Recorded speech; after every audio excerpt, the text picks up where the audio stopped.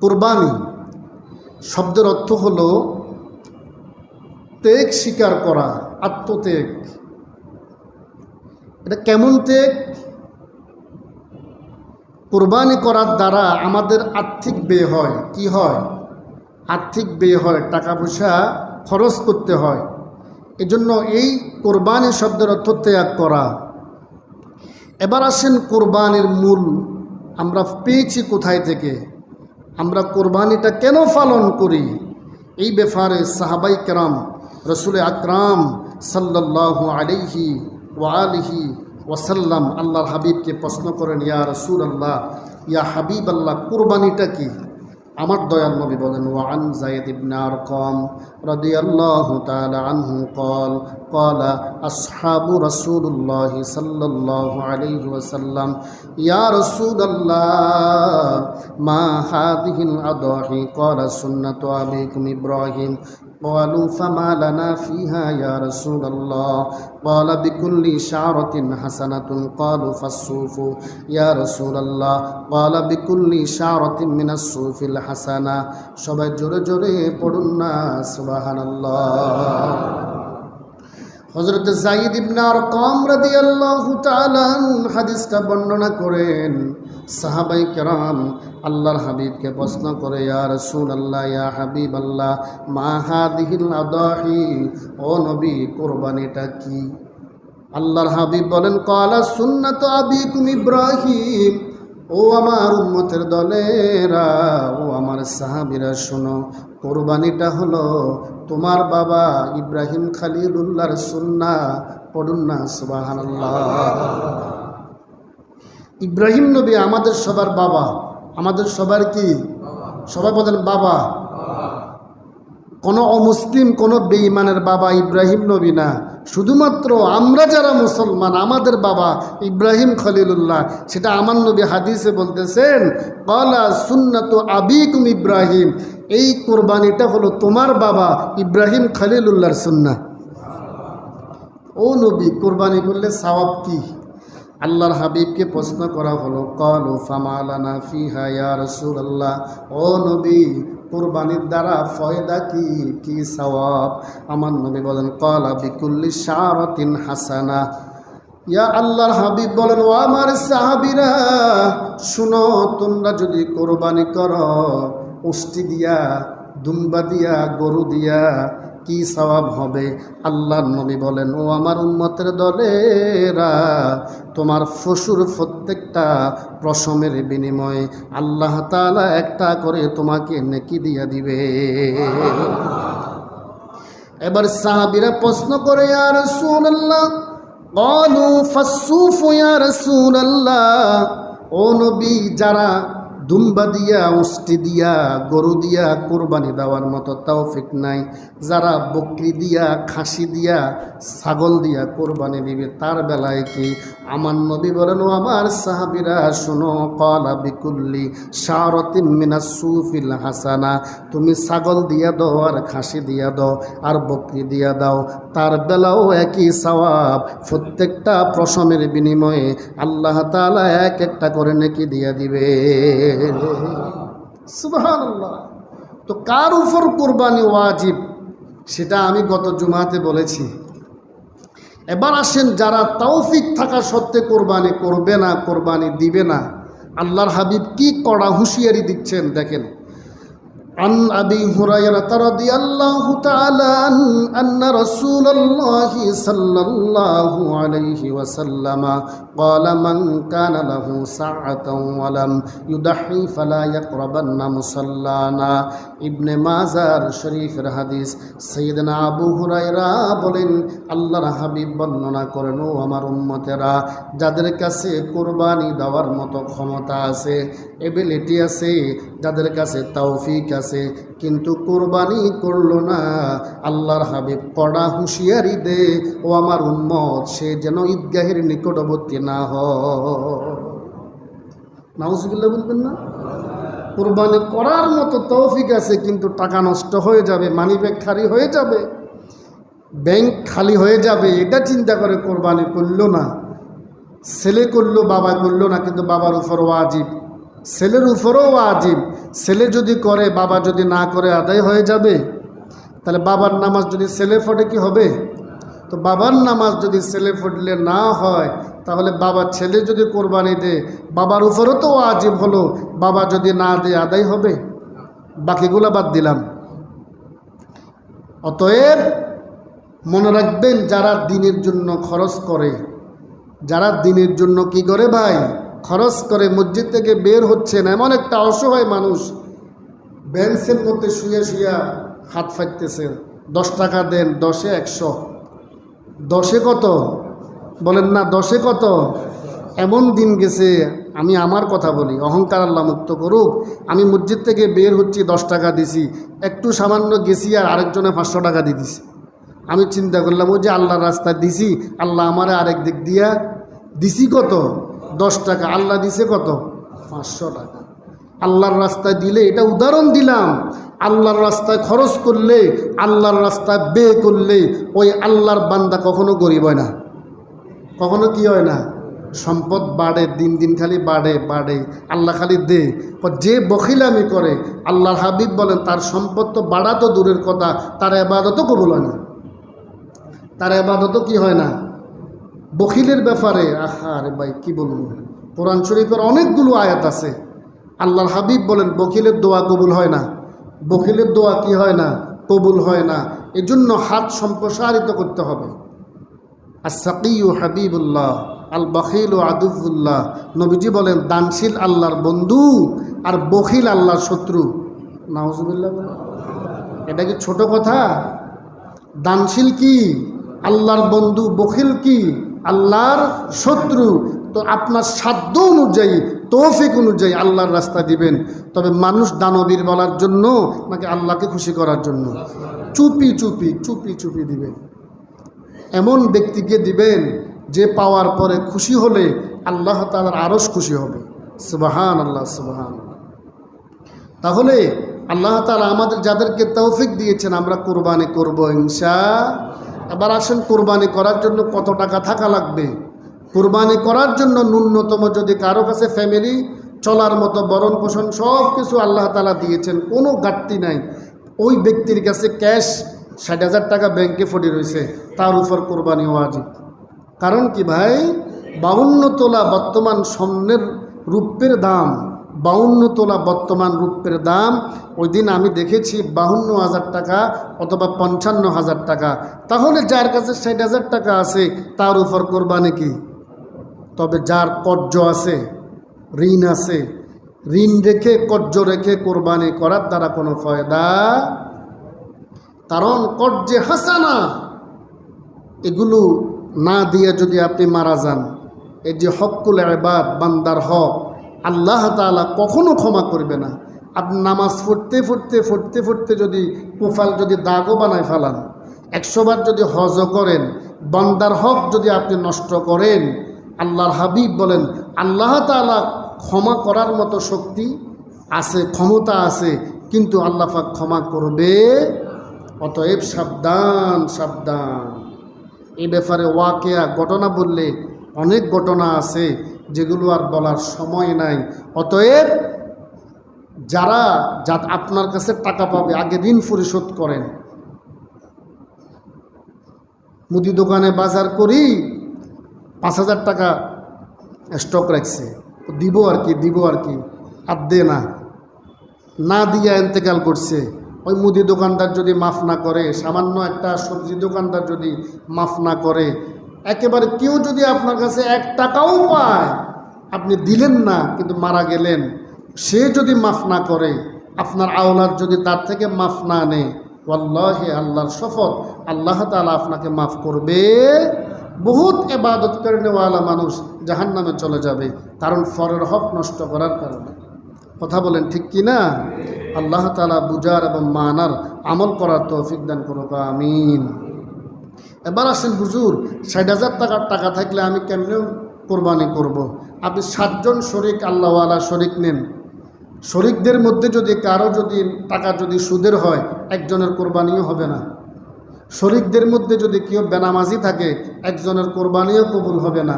শরিকদের মধ্যে যদি কেউ মিথ্যাবাদী হয়, আপনার কোরবানি কবুল হবে না। 7 জন শরীক যদি হয় একটা গরুর মধ্যে 7টা নাম দেওয়া যায়, ওই 7 জন ব্যক্তিকে আল্লাহওয়ালা হতে হবে এবং 7 জন ব্যক্তির নিয়ত সহি হতে হবে। 7 জন ব্যক্তির নিয়ত কি হতে হবে? সহি হতে হবে। আপনার নিয়ত যদি থাকে আমি কোরবানি করতেছি মানুষকে দেখানোর জন্য, বাকি 6 জনের কোরবানিও শেষ। আপনার নিয়ত যদি থাকে গোস্ত খাওয়ার জন্য, বাকি 6 জনের কোরবানি শেষ। আপনার নিয়ত যদি থাকে আমার মেয়ে বিয়ে দিছি কোরবানি করতেছি আমার বেয়ের লজ্জায়, বেয়ের বাড়ির লজ্জায়, বাকি 6 জনের কোরবানি শেষ। এই কথা বলার উদ্দেশ্য হলো আমরা কোরবানি করব ইখলাসের নিয়তে একমাত্র আল্লাহর জন্য। কার জন্য? আল্লাহ রাব্বুল আলামিন বলেন, ইন্না সালাতি ওয়া নুসুকি ওয়া মাহইয়ায়া ওয়া মামাতি লিল্লাহি রাব্বিল আলামিন। নিশ্চয়ই আমার কুরবানি, আমার সালাত, আমার কুরবানি, আমার হায়াত, আমার মৌত সব কিছু কার জন্য? সব কিছু কার জন্য? ওয়ামা উমিরু ইল্লা লিয়াবুদুল্লাহ মুখলিসিনা লাহুদ্দিন। ইবাদতের মধ্যে যদি ইখলাস না থাকে, আল্লাহর জন্য যদি না হয়, এই ইবাদত দ্বারা কোনো ফায়দা হবে? আর ইবাদত যদি আল্লাহর জন্য হয়, আল্লাহর হাবিব বলেন আখলিস দীনাকা ইয়াকফিকাল আমালুল কলিল। ঈমান মজবুত করে আমল অল্প করো, এটাই তোমার জন্য যথেষ্ট। আমলের অভাব নাই, কিন্তু ঈমান আকীদার মধ্যে ভেজাল আছে, ওই আমল দ্বারা কোনো ফায়দা হবে না। কোরবানি আল্লাহ তাআলা কি কোরবানির পশুর দিকে তাকায়? কোরবানি গরুটা কত সতেজ ওই দিকে তাকায় না। আল্লাহ তাআলা বান্দার দিলের মধ্যে কতটুকু তাকওয়া আছে একমাত্র আল্লাহ তাআলা ওই দিকে তাকায়। কথা বলেন ঠিক কিনা? وقال رسول الله صلى الله عليه وسلم إن الله لا ينظر إلى صوركم وأموالكم ولكن ينظر إلى قلوبكم وأعمالكم। আল্লাহর হাবিব বলেন উম্মতের দলেরা, আল্লাহ তাআলা বান্দার সম্পদের দিকে এবং চেহারার দিকে তাকায় না, আল্লাহ তাআলা বান্দার কলবের দিকে আর আমলের দিকে তাকায়। পড়ুন সুবহানাল্লাহ। কুরবানি কার জন্য? তো 60,000 টাকা যদি থাকে, 50,000 টাকা দিয়ে যদি 7 জন হয়, কত হয়? 50,000 টাকা করে দেন, অথবা 30,000 টাকা করে 7 জন ধরেন, ছোটো মোটো একটা গরু দিয়া অন্তত আপনি আপনার ওয়াজিবটা আদায় করেন, অন্তত ওয়াজিবটা আদায় করেন ইনশাআল্লাহ। হাদিসে পাকের মধ্যে আল্লাহর হাবিব কি বলে শুনেন। ওয়ান আয়েশা রাদিয়াল্লাহু তাআলা আনহা আন্নান নবী সাল্লাল্লাহু আলাইহি ওয়াসাল্লাম قال ما عمل ابن آدم يوم النحر عملا أحب إلى الله عز وجل من حرقة دام وإنه ليأتي يوم القيامة بقرونها وأزلافها وشعارها وإن الدم ليقع من الله عز وجل بمكان قبل أن يقع الأرض فطيبوا بها نفسا সবাই জোরে জোরে পড়ুন না সুবহানাল্লাহ। আম্মাজান আয়েশা সিদ্দিকা রাদিয়াল্লাহু তাআলা আনহা হাদিসটা বর্ণনা করেন। আল্লাহর হাবিব বলেন, ও আমার উম্মতের দলেরা, ক্বালা মা আমিলা ইবনে আদম ইয়াওমান নাহারি আমালান নাহাব্বা ইলাল্লাহ আযজা ওয়া জাল্লা। বনি আদম সন্তানের জন্য কোরবানির ঈদের দিন আল্লাহর কাছে কোরবানি করা ছাড়া উত্তম প্রিয় আমল আর কিছুই হতে পারে না। কোরবানি ঈদের দিন বনি আদম সন্তানের জন্য কোরবানি ছাড়া আল্লাহর কাছে আর কোনো প্রিয় আমল নাই। সুবহানাল্লাহ। এবার আসেন নবীজি কি বলেন। আল্লাহর হাবিব বলেন, মান হিরাকাতি দামিন ওয়া ইন্নাহু লায়াতি ইয়াউমাল কিয়ামা বিকুরুনিহা ওয়া আযলাফিহা ওয়া আশআরিহা ওয়া ইন্নাদ দামা লায়াকাউ মিনাল্লাহি আযজা ওয়া জাল্লা। কিয়ামতের মাঠে, কিয়ামতের ময়দানে আপনি যেই পশুর দ্বারা কুরবানি করলেন, ওই কুরবানির পশুটা রক্তমাখা শরীর নিয়া, তার খুর নিয়া, তার শিং বিশিষ্ট ওই গরুটা আল্লাহর দরবারে দাঁড়িয়ে যাবে। আর দাঁড়াইয়া আল্লাহর কাছে কিয়ামতের মাঠে বলবে, তার পশমগুলা সহ, তার রক্তমাখা শরীর নিয়া, শিং নিয়া আল্লাহর দরবারে দাঁড়াবে আর বলবে, আল্লাহ, আপনার বান্দা, আপনার একজন হাবিব, আপনার বন্ধু হাবিবে ইব্রাহিম খলিলুল্লাহর সুন্নাহ আদায় করার জন্য ওয়াজিব বিধানটা কোরবানি করেছেন আমাকে দিয়া, আমি পশুকে দিয়া। আপনার বান্দার নিয়ত এবং ইখলাস ভালো ছিল। ও আল্লাহ, আমরা আপনার দরবারে ফরিয়াদ করি, আপনি আপনার বান্দাকে মাফ করে দে। কোন উসিলা নিয়ে আল্লাহ তাআলা আপনাকে ক্ষমা করবে কল্পনাও করতে পারবেন না। সহিহ বুখারীতে আসছে, নবীজি বলেন, একজন খারাপ মহিলা, বেশ্যা মহিলা একটা কুকুরকে পান করানোর কারণে আল্লাহ তাআলা খুশি হইয়া আল্লাহর একটা মাখলুকের প্রতি দয়া করার কারণে আল্লাহ তাকে মাফ করে দিয়েছে। আল্লাহওয়ালা নেককার মহিলা একটা বিড়াল বেঁধে রাখছে, বিড়ালটা মারা গেছে ক্ষুধার জ্বালায়, আল্লাহ তাআলা তার সব আমল বরবাদ করে দিয়েছে। আমল দিয়ে জান্নাতে যাওয়া যাবে না। জান্নাতে যেতে হলে দুইটা জিনিস লাগবে, একটা হলো আল্লাহর দয়া, আর একটা হলো আমার নবীর শাফায়াত। কথা বলেন ঠিক কিনা? জন্য আল্লাহ তাআলার হাবিব বলেন, তুমি খুশি মনে আইয়াকাল আরদা ফাতিবু বিহা নাফসা, ও আমার উম্মতারা খুশি মনে তোমরা ওই দিন কোরবানি করো। আল্লাহ তাআলা আমাদেরকে কোরবানি করার খুশি চিত্রে তাকওয়া নিয়া তৌফিক দান করুক। সকলে পড়ি আমিন। এই ব্যাপারে 17 নম্বর পারা সূরা হজ্জের মধ্যে আল্লাহ রাব্বুল আলামিন বলেন, লা ইয়ানালাল্লাহা লুহুমুহা ওয়ালা দিমাউহা ওয়ালাকিন ইয়ানালুহু তাকওয়া মিনকুম কাযালিকা সাখখারাহা লাকুম লিতুকাব্বিরাল্লাহু আলা মা হাদাকুম ওয়া বাশশিরিল মুহসিনিন। সুবহানাল্লাহ।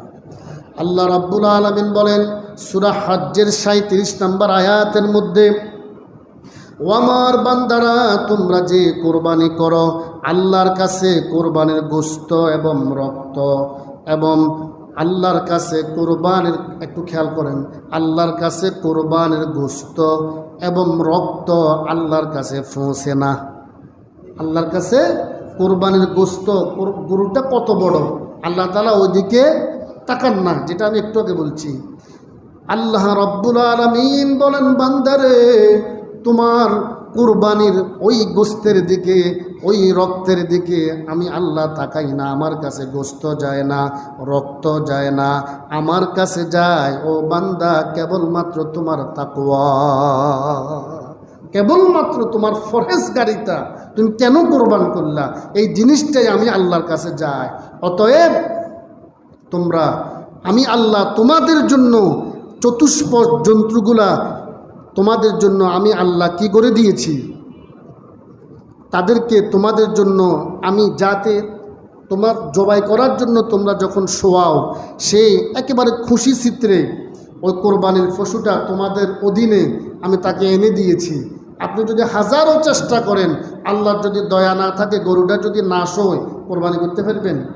আল্লাহ বলে, আমি দয়া করি, আমার এই প্রাণীগুলাকে তোমাদের অধীনস্থ করে দিছি। মানুষ দেখে আর কি, 4-5 জনের জোর করে শোয়াইতেছে, আসলে এটা আল্লাহ তাআলার কাছে একটা মাত্র, এটা দেখতেছি আমরা, কিন্তু আল্লাহ পাক বলতেছে, আমি তোমাদের অধীনস্থ করে দিছি বিদায় এই পশুটা শুইতেছে। আমি যদি অধীনস্থ না করে দিতাম, বাঘের কাছে কি আপনি যান? তো বাঘও তো গরুর মতো, বিড়ালের মতো, তো বাঘের কাছে যান না কেন, সিংহের কাছে যান না কেন?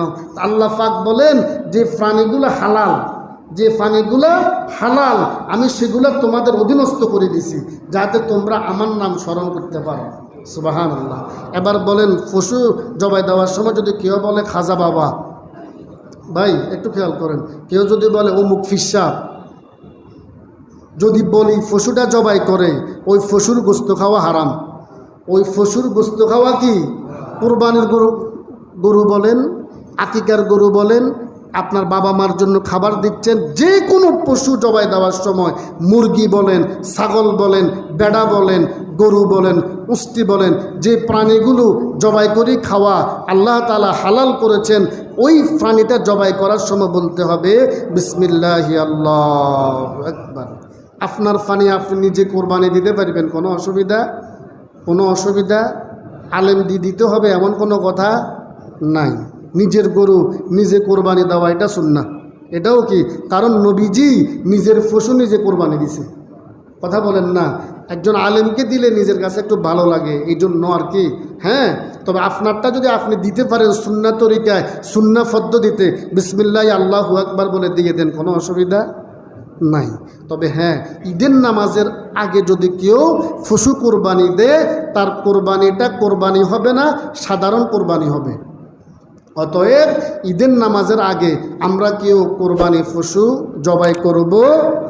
আপনি সকাল সকাল যদি আরেক মসজিদ থেকে, আপনার সমাজের মসজিদে 8টায়, সকাল সকাল আরেক মসজিদ থেকে যদি আপনি ফড়িয়ে আসেন, অসুবিধা?